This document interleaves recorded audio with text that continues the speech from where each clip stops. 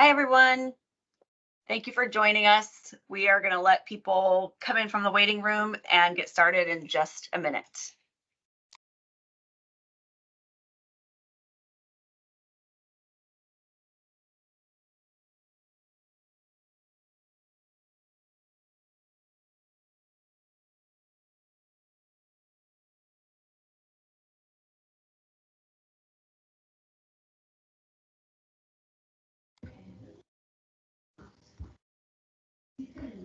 Thank you for joining us. We are going to let people come in from the lobby for just another 30 seconds, and then we'll kick off.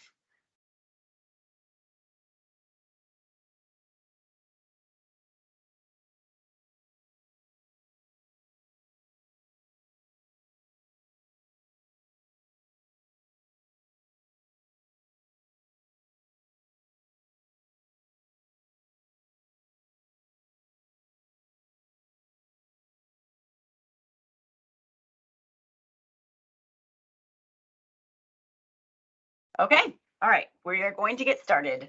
Thank you all so much for joining us. This workshop is focused on California's wetlands and water, and the goal is to inform our update to California's natural and working lands climate smart strategy. Before we dig in, I'm going to just share a couple of housekeeping items. The first is just a request to please stay muted when others are speaking.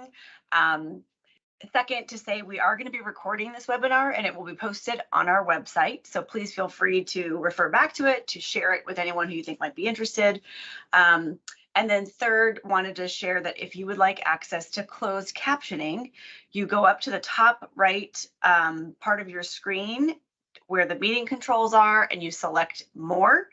And from there, you select language and speech. And after that, you can click on turn on live captions. So please let us know through the chat if you have any issues with that.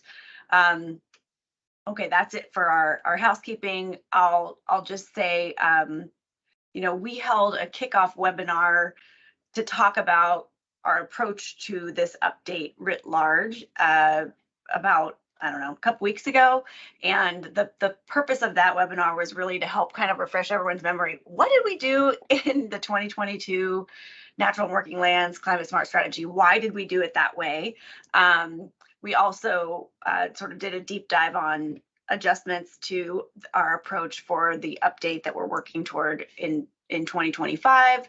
And we also kind of did a little short presentation on the evolution of California's nature-based solutions agenda in the last few years, just to kind of provide context for these landscape-specific workshops, where our goal is to do a deep dive on, for this workshop in particular, how California's wetlands and water can support California's climate goals, and how California's climate goals can support our wetland and water goals. So really excited to hear from all of you today. The goal, I'll just share the agenda very briefly. Plessy, my colleague who will introduce herself just momentarily, will do a short kind of refresher for everyone on exactly how did we capture these issues in the 2022 strategy, and what is our approach to updating them for the 2025 strategy, and just kind of some helpful process information for all of you to understand sort of what we're going to utilize the information in this session for.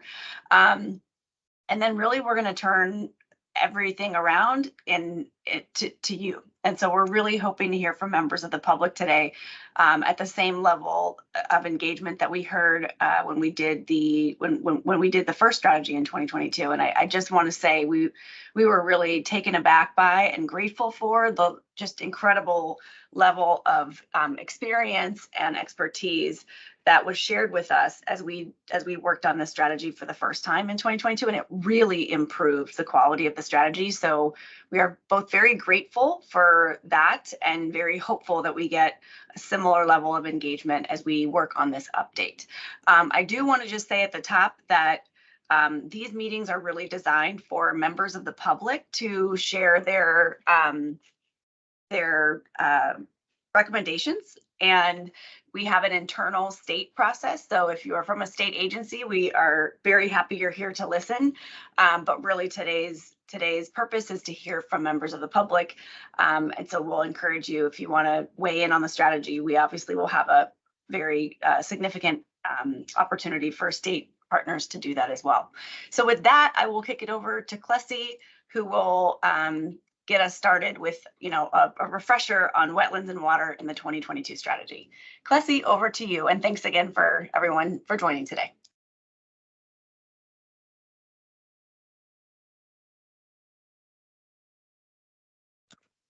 All right, Clessie, sorry, I thought you were muted.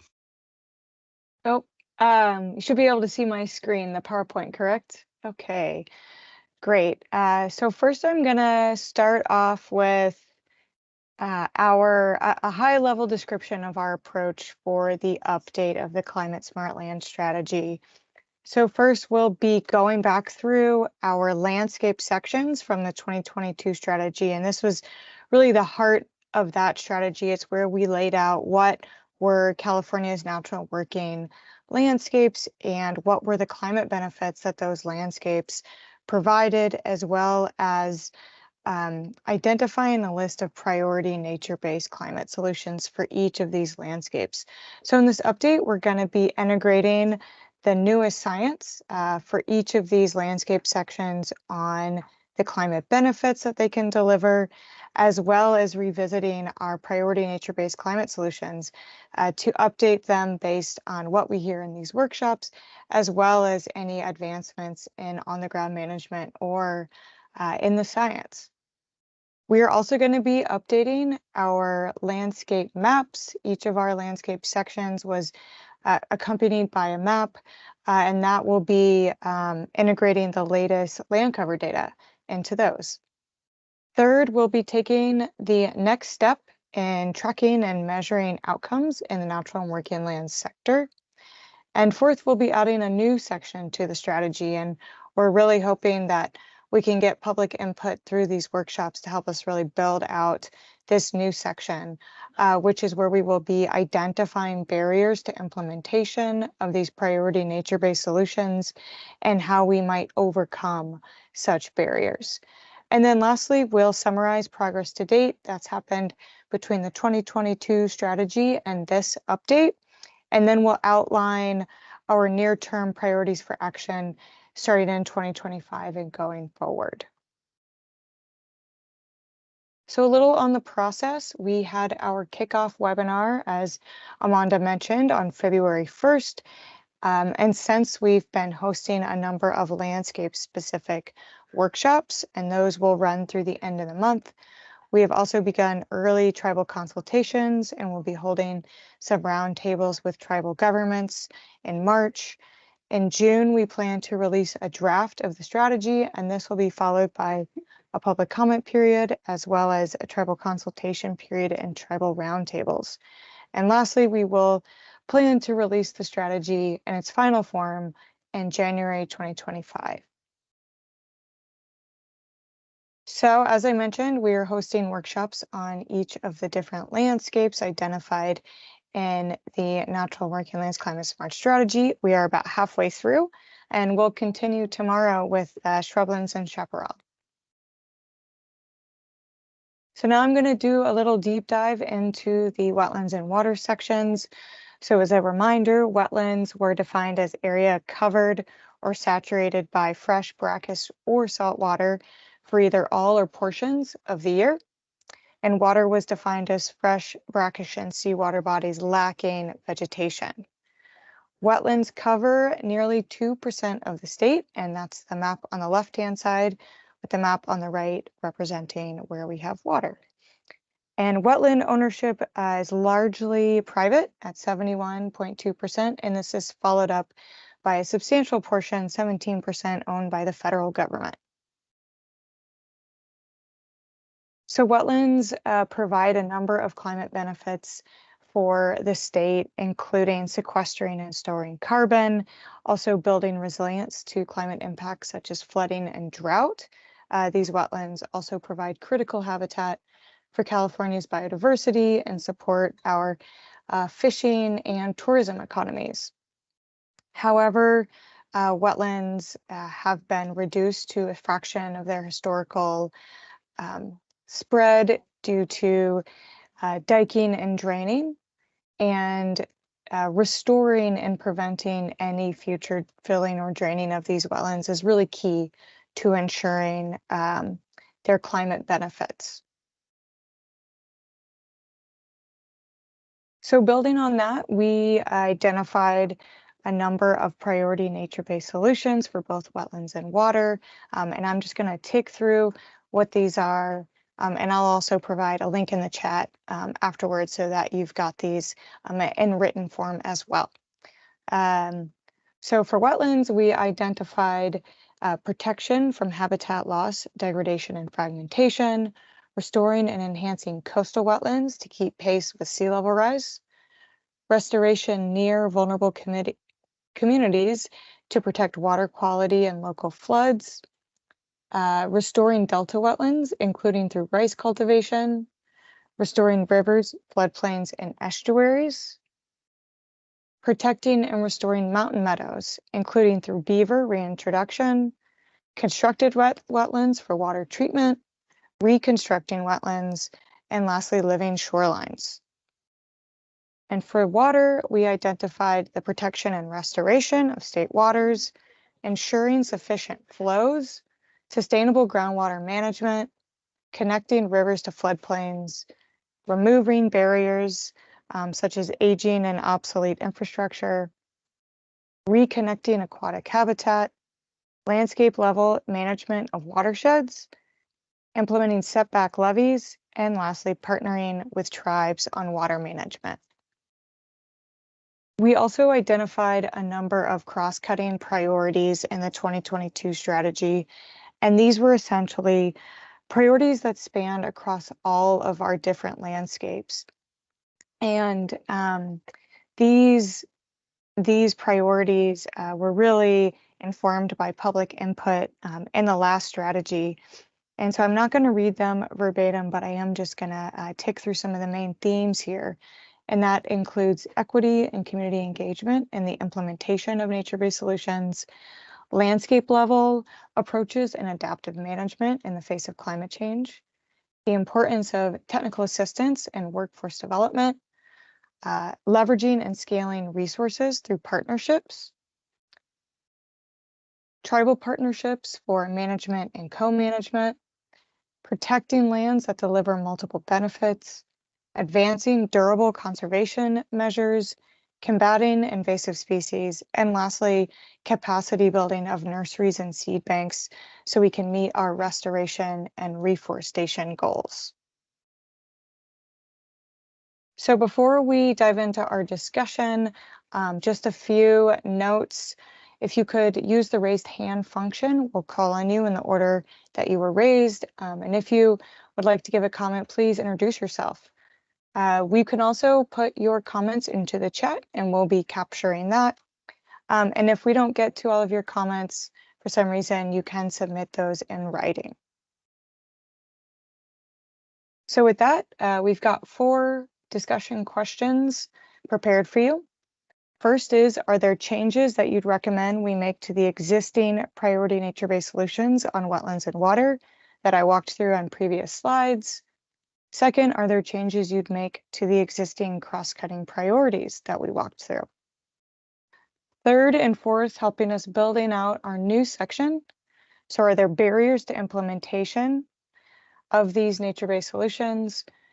4, what solutions exist to overcome these barriers? And lastly, how can the state government most usefully advance these solutions?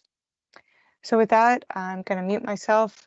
I will also drop into the chat a link to the existing nature-based solutions and cross-cutting priorities and turn it over to you all.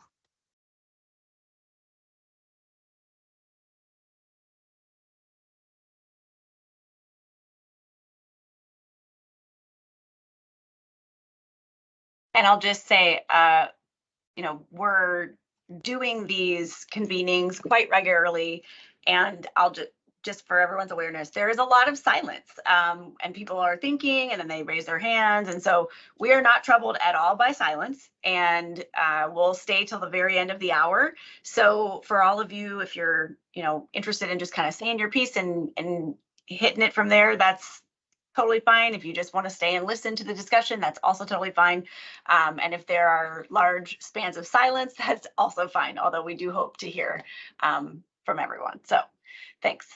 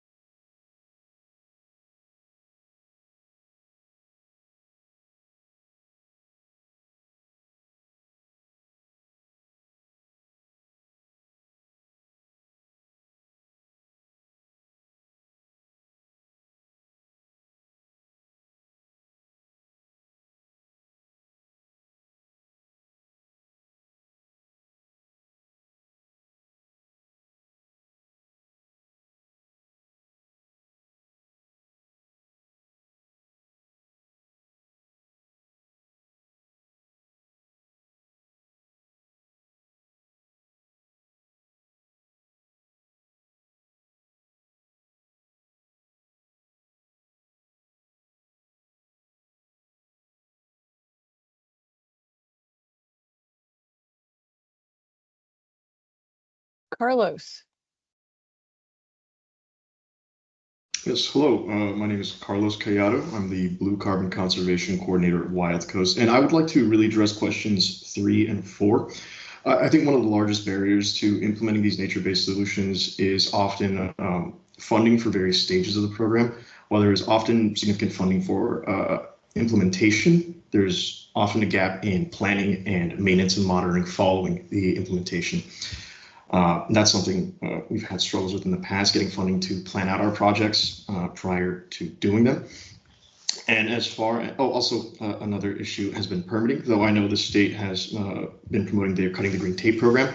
I was lucky enough to attend a seminar on that, but that information, while available online, feels not very put forward or accessible or as prominent as it should be, in my opinion. Still, I'm very appreciative of the state's efforts to addressing these issues, though I believe a greater effort could be put forward. Also, another thing is availability of funding for various sizes of projects. I understand with capacity for grant management that often the state wants just a few large-scale projects to make it easier to manage where these funds go, but oftentimes smaller NGOs and more community-based projects have struggled applying for these funding sources because they're having a lot of smaller projects is harder to manage on the state's end, which I understand is a capacity issue and can be difficult to overcome. But I believe trying to address that issue would be very helpful for the variety of NGOs across the state trying to do things on a more community-based level. And thank you. Thank you.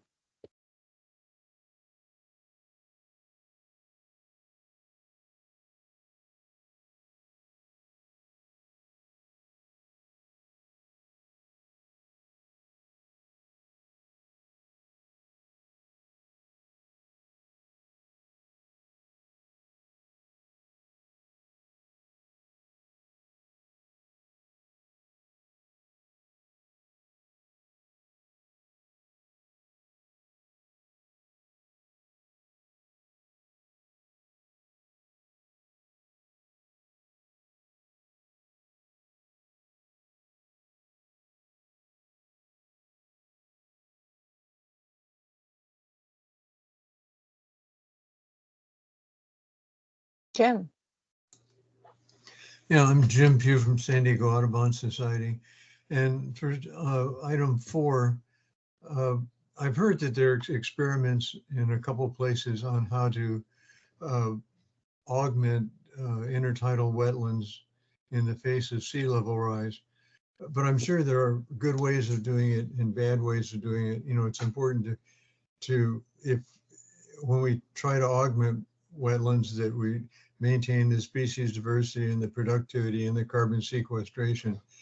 And so it would be nice if the state took a very active role in looking at experiments being done in the state, or promoting experiments, or looking at uh, experiments that are being done anywhere in the world that might be relevant to Southern California wetlands, so that our efforts to augment wetlands are as effective as they can possibly be. That's all I had. Thank you.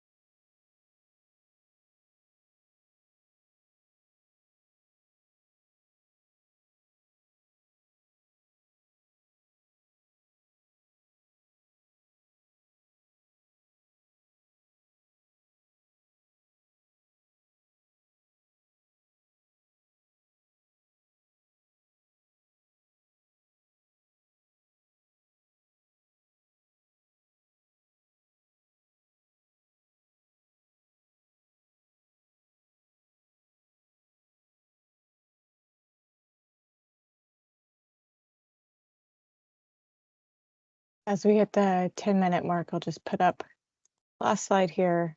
If you want to provide comment in written format, or you have a colleague that was unable to make it and wants to weigh in, we will be accepting written input until the 27th. And here are the dates of our upcoming workshops later this week and this month.